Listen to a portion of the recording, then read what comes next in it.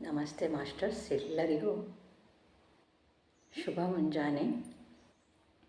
ಎಲ್ಲರಿಗೂ ಶಿವರಾತ್ರಿಯ ಹಬ್ಬದ ಶುಭಾಶಯಗಳು.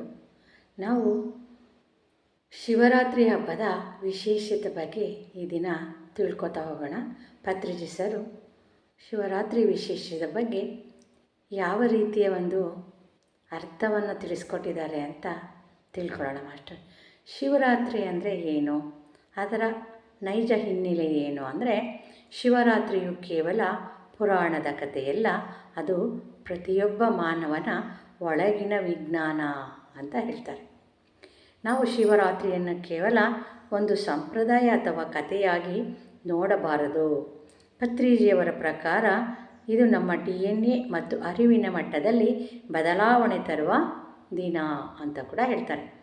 ಪ್ರಕೃತಿಯಲ್ಲಿ ಅಂದು ಉಂಟಾಗುವ ಕಾಂತೀಯ ಶಕ್ತಿಯು ನಮ್ಮ ಬೆನ್ನಮೂಳೆಯ ಮೂಲಕ ಚೈತನ್ಯ ಶಕ್ತಿಯನ್ನು ಮೇಲೇರಿಸಲು ನೆರವಾಗುತ್ತದೆ.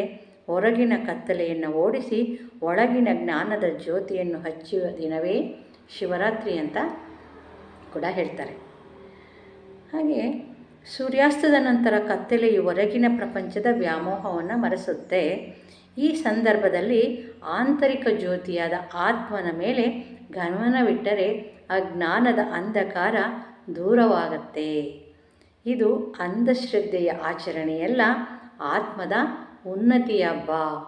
ಶಿವರಾತ್ರಿಯ ಹಬ್ಬ ಅಂದರೆ ಆತ್ಮದ ಉನ್ನತಿಯ ಹಬ್ಬ ಅಂತ ಹೇಳ್ತಾರೆ. ಅದೇ ರೀತಿ ಶಿವ ಮತ್ತು ಶವದ ಬಗ್ಗೆ ಏನು ಹೇಳ್ತಾರೆ ಅಂತ ತಿಳ್ಕೊಳ್ಳೋಣ. ಇಲ್ಲಿ ವ್ಯತ್ಯಾಸ ಕೇವಲ ಶ್ವಾಸದಷ್ಟೇ, ಶೀಗೂ ಶಾಗೂ ವ್ಯತ್ಯಾಸ ಕೇವಲ ಶ್ವಾಸದಷ್ಟೇ ಕಡಿಮೆ. ಆದರೂ ಶಿವ ಪದದಲ್ಲಿ ಇಕಾರ ಅಂದರೆ ಇಂದ್ರಿಯ ನಿಗ್ರಹ, ಶ್ವಾಸದ ಮೇಲೆ ಅರಿವು. ಅದಕ್ಕೆ ತೆಗೆದರೆ ಅದು ಶವವಾಗುತ್ತದೆ. ಶರೀರದಲ್ಲಿ ಪ್ರಾಣವಾಯು ಇರುವವರೆಗೂ ಅದು ಶಿವ ಅಂದರೆ ಮಂಗಳಕರ. ಉಸಿರು ನಿಂತರೆ ಅದು ಶವ. ಆದರೆ ಜೀವಂತವಿದ್ದು ಶ್ವಾಸದ ಮೇಲೆ ಅರಿವಿಲ್ಲದವನು ಆಧ್ಯಾತ್ಮಿಕವಾಗಿ ಶವಕ್ಕೆ ಸಮಾನ ಅಂತ ಹೇಳ್ತಾರೆ. ಈ ಅಂದರೆ ಇಂದ್ರಿಯಗಳ ಮೇಲೆ ನಿಯಂತ್ರಣ ಮತ್ತು ಶ್ವಾಸದ ಮೇಲಿನ ಪ್ರಭುತ್ವವನ್ನು ಸಾಧಿಸುವುದು ಅಂತ ಕೂಡ ಹೇಳ್ತಾರೆ. ಯಾರಿಗೆ ತನ್ನ ಉಸಿರಾಟದ ಪ್ರಜ್ಞೆ ಇದೆಯೋ ಅವನೇ ಶಿವ. ಶ್ವಾಸವೇ ಗುರು, ಶ್ವಾಸವೇ ದೈವ, ಶಿವ ಕೂಡ. ಧ್ಯಾನವೆಂದರೆ ಉಸಿರಾಟವನ್ನು ಹಿಡಿಯುವುದಲ್ಲ, ಅದು ಹೇಗೆ ನಡೆಯುತ್ತದೆಯೋ ಹಾಗೆಯೇ ಗಮನಿಸುವುದು ಅಂತ ಹೇಳ್ತಾರೆ. ಧ್ಯಾನದ ಮೂಲಕ ಈ ಶ್ವಾಸದ ಅರಿವನ್ನು ಸದಾ ಜಾಗೃತಗೊಳಿಸುವುದೇ ನಿಜವಾದ ಶಿವಯೋಗ. ಶ್ವಾಸವನ್ನು ಹಿಡಿದವನು ಸಂಸಾರವನ್ನು ಗೆಲ್ತಾನೆ ಅಂತ ಹೇಳ್ತಾರೆ. ಸಂಸಾರದಲ್ಲಿ ಸಿದ್ಧಿ ಮುಕ್ತ, ಇಂಥ ಸಂಸಾರ ಯೋಗಿಯು ಲೋಕ ಪ್ರಸಿದ್ಧ. ಸಂಸಾರದಲ್ಲಿ ಮುಕ್ತಿ ಸಿದ್ಧ. ನಾವು ಧ್ಯಾನ ಮಾಡೋಕ್ಕೆ ಹಿಮಾಲಯಕ್ಕೆ ಹೋಗಬೇಕಾಗಿಲ್ಲ, ಮನೆಯಲ್ಲೇ ಕುಳಿತು ಸಂಸಾರವನ್ನು ನಡೆಸ್ತಾ ಧ್ಯಾನವನ್ನು ಮಾಡ್ಬೋದು ಅಂತ ಹೇಳ್ತಾರೆ. ಅದೇ ರೀತಿ ಉಪವಾಸ ಮತ್ತು ಜಾಗರಣೆಯ ನೈಜ ಅರ್ಥದ ಬಗ್ಗೆ ತಿಳ್ಕೊಳ್ತಾ ಹೋಗೋಣ. ಶರೀರಕ್ಕೆ ಕಷ್ಟ ಕೊಡುವುದು ದೈವತ್ವವಲ್ಲ. ಪತ್ರಿಜಿಯವರು ಯಾವಾಗಲೂ ಹೇಳ್ತಾರೆ, ಶರೀರವನ್ನು ದಂಡಿಸಬೇಡಿ, ಶರೀರವನ್ನು ಪ್ರೀತಿಸಿ ಅಂತ ಹೇಳ್ತಾರೆ.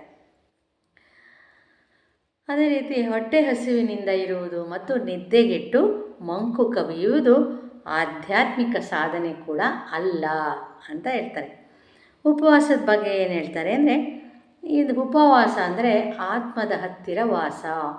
ಉಪ ಅಂದರೆ ಸಮೀಪ, ವಾಸ ಅಂದರೆ ಇರುವುದು, ಅಂದರೆ ಆತ್ಮದ ಹತ್ತಿರ ಇರುವುದು, ಆತ್ಮದ ಜೊತೆ ಇರುವುದು, ಆತ್ಮದ ಸಮೀಪ ಇರುವುದು.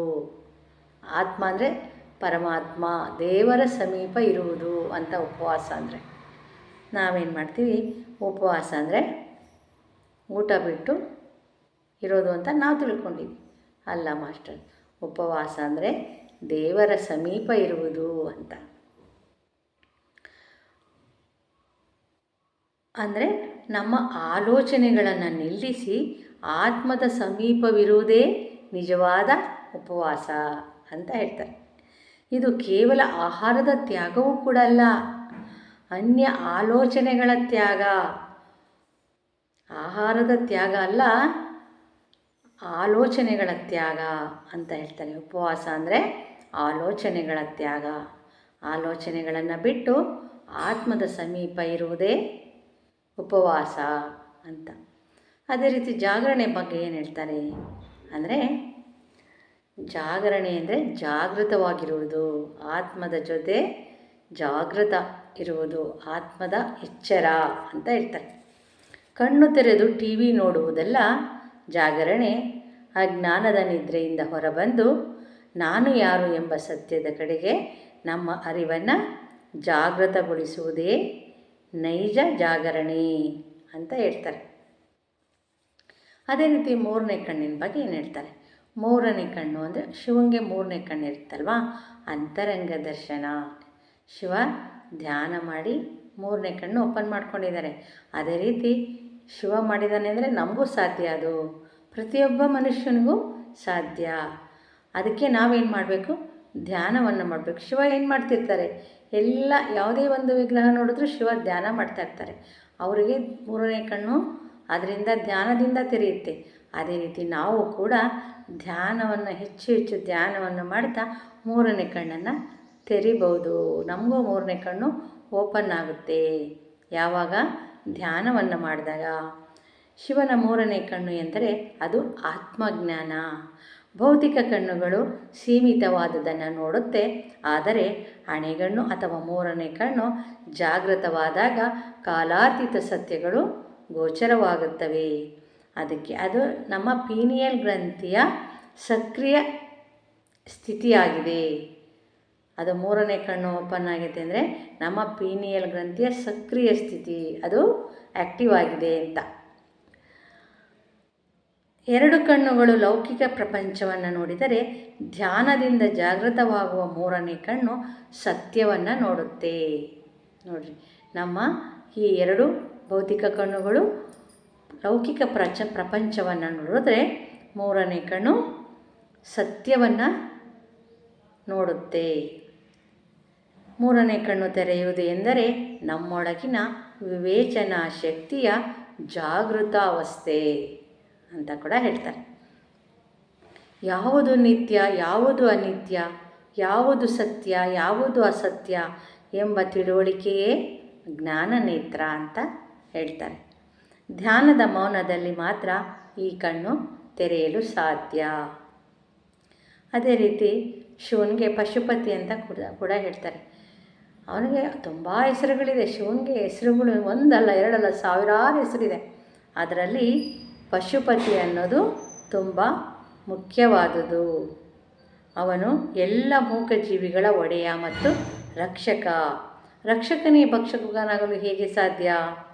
ಸಸ್ಯಾಹಾರವೇ ದೈವತ್ವದ ಮೊದಲ ಮೆಟ್ಟಿಲು. ಪ್ರಾಣಿಗಳನ್ನು ಕೊಂದು ತಿನ್ನುವವನು ಶಿವಭಕ್ತನಾಗಲು ಸಾಧ್ಯವಿಲ್ಲ. ಅಹಿಂಸೆಯೇ ನಿಜವಾದ ಭಕ್ತಿ. ಇನ್ನೊಂದು ಜೀವಿಯ ಪ್ರಾಣ ತೆಗೆದು ಹಬ್ಬ ಮಾಡುವುದು ಶಿವನಿಗೆ ಎಂದಿಗೂ ಪ್ರಿಯವಾಗುವುದಿಲ್ಲ. ಸಸ್ಯಾಹಾರಿಯಾಗಿರುವುದು ಎಂದರೆ ಎಲ್ಲ ಜೀವಿಗಳಲ್ಲಿರುವ ಶಿವನನ್ನು ಗೌರವಿಸುವುದು ಎಂದರ್ಥ. ದಯೆಯೇ ಧರ್ಮದ ಮೂಲವಯ್ಯ.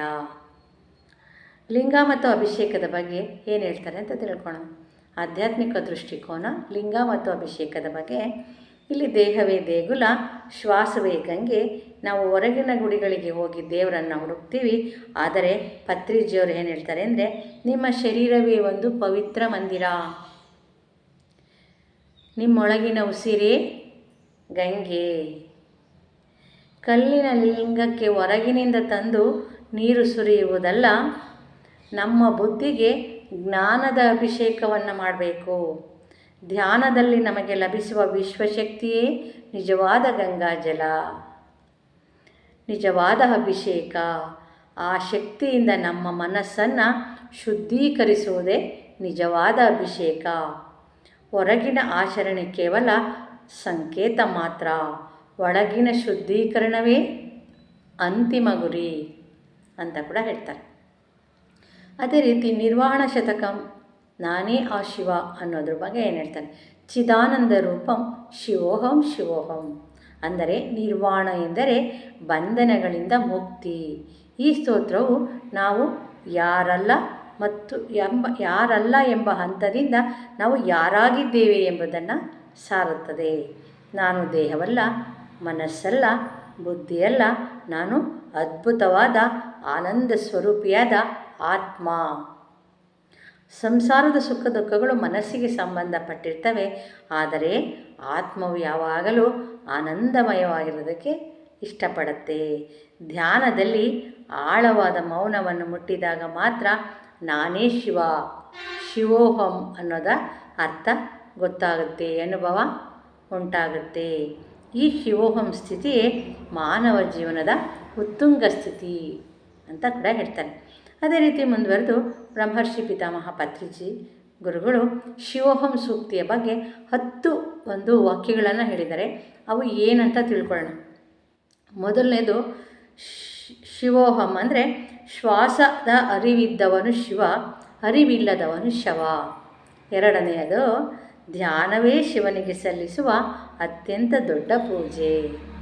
ಮೂರನೇದು ನಿಮ್ಮ ಉಸಿರೇ ನಿಮ್ಮ ದೇವರು, ನಿಮ್ಮ ಈಶ್ವರ ಅಂತ ಹೇಳ್ತಾರೆ. ನಾಲ್ಕನೇದು ಬಂದು ಸಸ್ಯಾಹಾರವೇ ನಿಜವಾದ ಶಿವಭಕ್ತಿ ಅಂತ ಹೇಳ್ತಾರೆ. ಐದನೇದು ಬಂದು ಮೌನವೇ ಶಿವನ ಭಾಷೆ, ಧ್ಯಾನವೇ ಆತನನ್ನು ಸಂಪರ್ಕಿಸುವ ಸಾಧನ.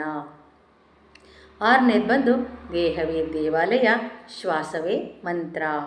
ಏಳನೇದು ಬಂದು ಶಿವೋಹಂ ಎಂದರೆ ನಾನೇ ದೈವ ಎಂಬ ಅರಿವು. ಎಂಟನೇದು ಕೈಲಾಸ ನಿಮ್ಮ ಶಿರಸ್ಸಿನಲ್ಲಿದೆ, ಅಂದರೆ ಸಹಸ್ರಾರದಲ್ಲಿದೆ, ಅದನ್ನು ಧ್ಯಾನದ ಮೂಲಕ ತಲುಪಿ ಅಂತ ಹೇಳಿದೆ. ಚಿಂತೆ ಬಿಡಿ, ಧ್ಯಾನ ಹಿಡಿಯಿರಿ, ಶಿವನಾಗಿ ಬಾಳಿ. 10ನೇದು ಜಗತ್ತಿನ ಎಲ್ಲ ಜೀವಿಗಳಲ್ಲೂ ಶಿವನನ್ನು ಕಾಣುವುದೇ ಮೃತ್ಯುಂಜಯ ಸ್ಥಿತಿ. ಧ್ಯಾನವೇ ಮಂತ್ರ, ಶ್ವಾಸವೇ ಸತ್ಯ, ಶ್ವಾಸವೇ ಶಿವ ಅಂತ ಹೇಳ್ತಾರೆ. ಆರೋಗ್ಯವೇ ಆನಂದ, ಆನಂದವೇ ಆರೋಗ್ಯ. ಆರೋಗ್ಯವಾಗಿ ಇರಬೇಕು ಅಂದರೆ ನಾವು ಧ್ಯಾನವನ್ನು ಮಾಡಬೇಕು. ಧ್ಯಾನವನ್ನು ಮಾಡೋದರ ಮೂಲಕ ಆರೋಗ್ಯವನ್ನು ಪಡಿಬೋದು. ಆರೋಗ್ಯವನ್ನು ಪಡೆದ ಮೂಲಕ ಆನಂದವಾಗಿ ಇರ್ಬೋದು. ಹಿಂಸಾ ಚೋಡೋ ಹಂಸ ಪಕಡೋ ಅಂತ ಮಾಸ್ಟರ್ಸ್ ಹೇಳ್ತಾರಲ್ವ, ಅದೇ ರೀತಿ ನಾವು ಎಲ್ಲರೂ ಆನಂದವಾಗಿ ಆರೋಗ್ಯವಾಗಿ ಧ್ಯಾನವನ್ನು ಮಾಡ್ತಾ ಇರೋಣ ಮಾಸ್ಟರ್ಸ್. Thank you. ಎಲ್ಲರಿಗೂ ಧನ್ಯವಾದಗಳು ಮಾಸ್ಟರ್.